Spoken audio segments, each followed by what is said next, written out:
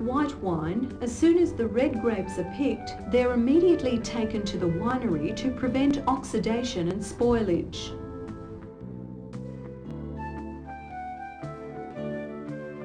On reaching the winery, most red grapes are processed immediately through the crusher. The crusher destems the grapes, then breaks the berries, releasing the grape juices and creating a mixture of juice, seeds and grape skins, the must. The must is usually then pumped straight into a fermentation tank.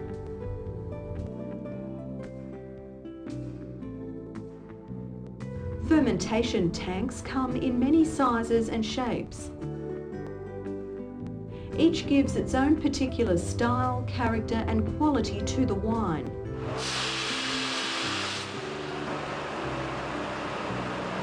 When all the must is in the fermentation tank, in this case an open vat fermenter, yeast is added and this begins the job of converting the sugar and the must into alcohol and carbon dioxide. Almost all red wine is fermented on the grape skin, because the colour and the pigment of the skins of red grapes gives the wine its red colour. The wine also picks up extra flavour compounds and tannins during this process.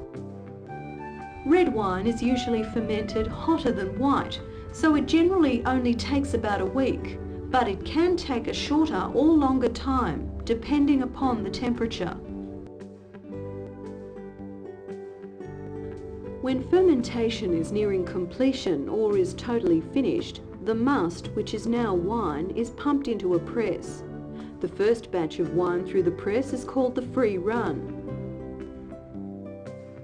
The residual wine is then pressed to express and separate the remaining juice from the skins and seeds.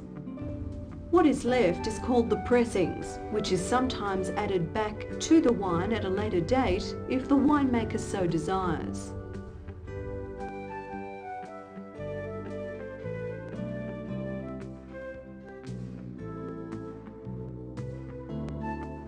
From the press, the red wine is usually pumped into a settling or stabilising tank.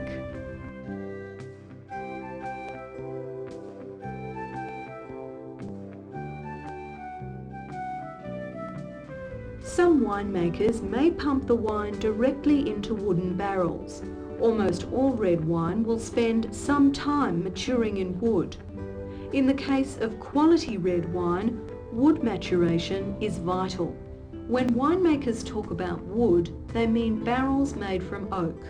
Wine maturing in oak barrels undergoes a very slow oxidation, which helps to soften and improve its taste by imparting oak characters and flavours in the form of tannins. Red wine can spend anything from a few months to 2 years maturing in wood.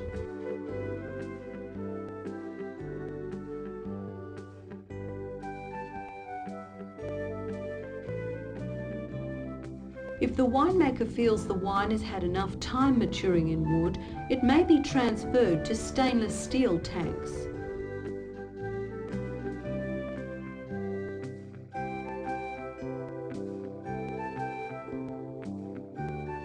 Red wines are also blended to produce a commercial style or to make more complex wine.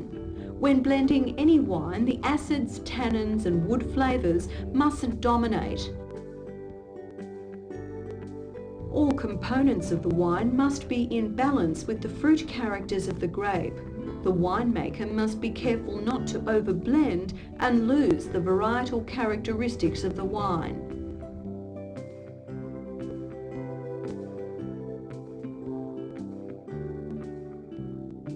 When the winemaker has completed blending, the wine goes through a number of clarification processes, which includes pumping or racking between tanks and settling and fining. These clarification processes remove any remaining solids.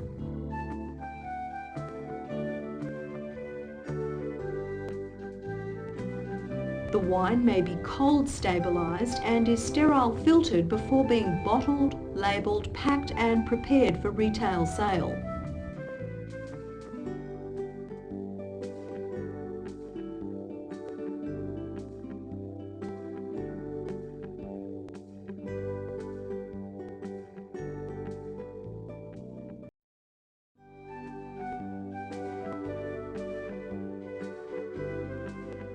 While smaller estates and premium vineyards are still picked by hand, many large modern vineyards use machine harvesters so as to pick the fruit at optimum ripeness. It's very important to prevent oxidation in the grapes used for white wine production, so they're promptly sent to the winery to be processed.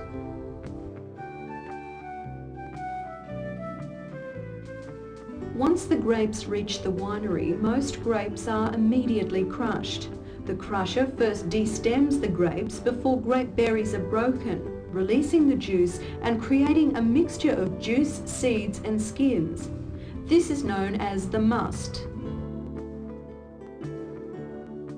In most white wine production, the must is pumped to the press first to express and separate the white grape juice from the skins and seeds before fermentation. Most wineries today use modern presses, like this airbag press, which uses a gentle action so as not to extract too many hard tannins. There are also some fuller-bodied white wine styles that may spend some time fermenting on their skins. But as a general rule, the skins and seeds, known as the pulp, are removed by the press from the juice before fermentation.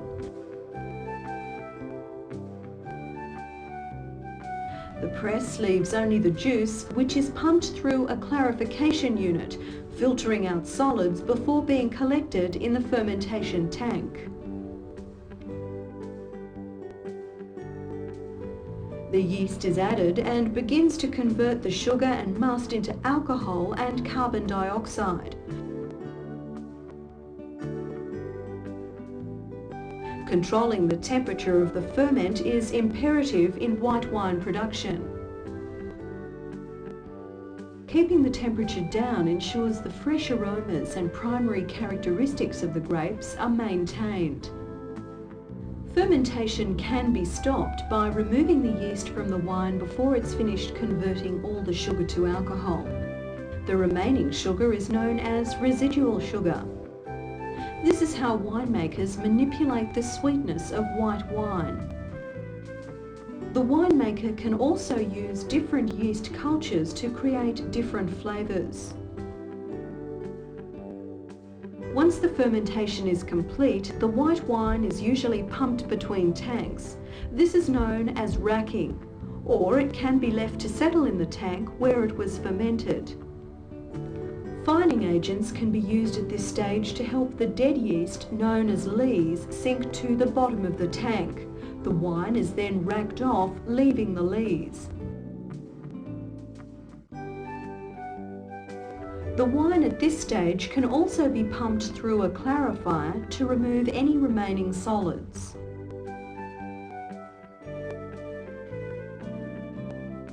White wines styled to drink young and fresh are lighter bodied and don't benefit from any aging. They're usually bottled soon after the winemaking process is complete. Most other white wines, especially medium to full-bodied white wines, do benefit from aging in stainless steel, wood, or a combination of both. As a rule, white wines spend less time maturing than red wines. Many Australian wines are a blend of some type. Wines are blended for many reasons. Sometimes the winemaker wants to produce a style that can be maintained year after year, or they need to fill out a wine that may be lacking in body or structure, giving it a greater complexity. Blending may be between different ferments or between wines that have matured under different processes. Or the blend may be from grapes of different vineyards, regions, vintage years, or variety of grapes. Blending is an art. At the blending stage, adjustments to the acid levels can be made if necessary. The natural acid levels of the wine can be increased to give the wine more life. Once the blending is complete, the white wine is cold stabilised to prevent it from becoming cloudy or from tartrate crystals forming when it's cooled. If necessary, further fining can be carried out at this time.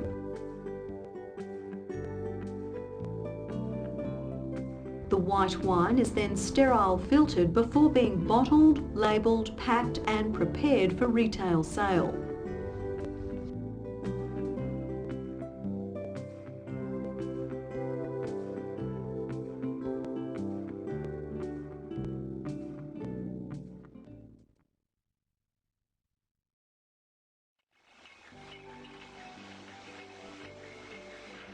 Well, there are four ways to make sparkling wine.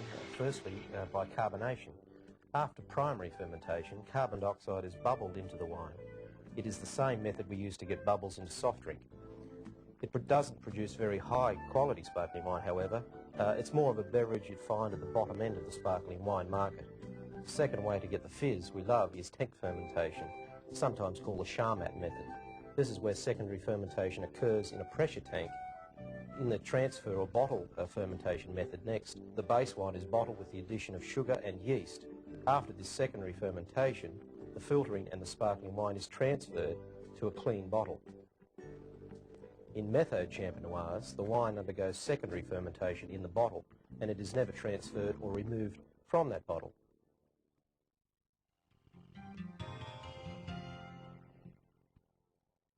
As per white wine vinification techniques, you're really making a white wine.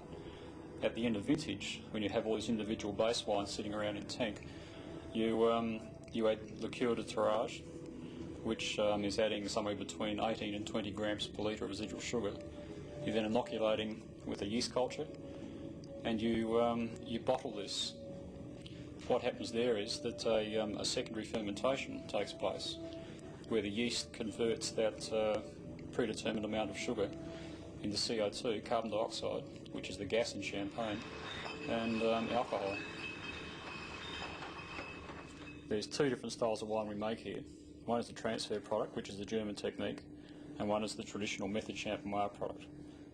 The only difference in style there is the, how shall we say, the production technique, which is the method used to remove the yeast from the bottle after secondary fermentation and maturation on yeast lees.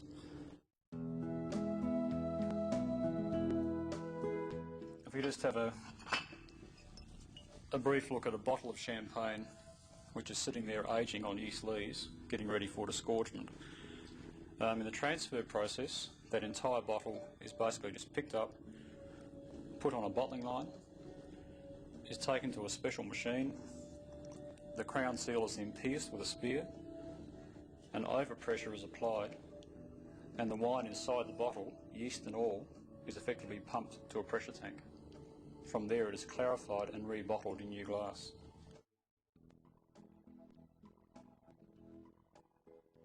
With method champenoise, what we have the bottle, yeast included, is carefully placed onto a shaking table.